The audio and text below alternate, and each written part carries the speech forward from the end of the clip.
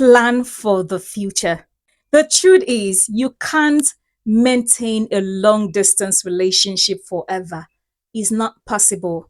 It is not possible. It is not something that should be done. Okay? You need to plan. When will this end?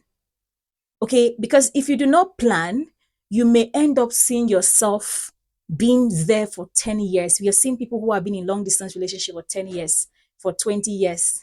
Okay, people who are married though, mostly husbands that left their wives in Nigeria and traveled out, they've been there for 10, 15 years. I know for different reasons, but whatever the reasons are, you need to talk. You need to plan because the long distance will not be forever. There has to be an end, and that end needs to be communicated. You need to talk about it. You can't maintain a long distance relationship forever. So make sure there's an end in sight, or at least plan visit coming up in your future. Having a set date for seeing each other next can give you both something to look forward to. It helps to keep the relationship goal oriented. It helps to keep the relationship hopeful and alive. In tough or lonely moments, try to remember it won't always be like this. There's going to be an end. And if it feels like the long distance doesn't have an end, communicate with your partner about whether this will work for you both or it is time to let it go.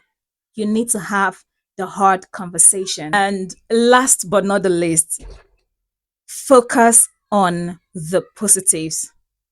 Yes, focus on the positive. Spending all of your time you are apart, wallowing in how hard it is to have long distance separating you, isn't going to benefit you. It's going to be more difficult. While it's important to feel your feelings, try not to let yourself get stuck in them. It will make things harder.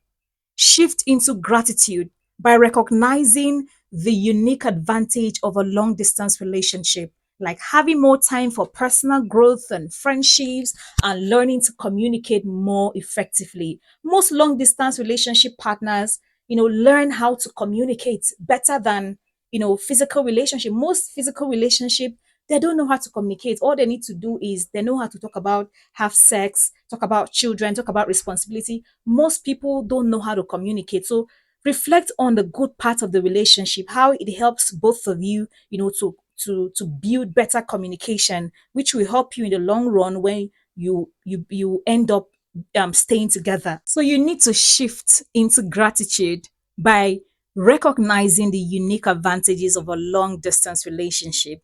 Like, of course, you have time to mingle with friends. You have your time. You have time to build friendships. You have time to travel. You have time to go to school. You have time to do your thing, pursue your dream. Make a list of the fun, the unique aspects of your relationships, that you can focus on during the times of loneliness and during that time of frustration, that time where you start feeling bad.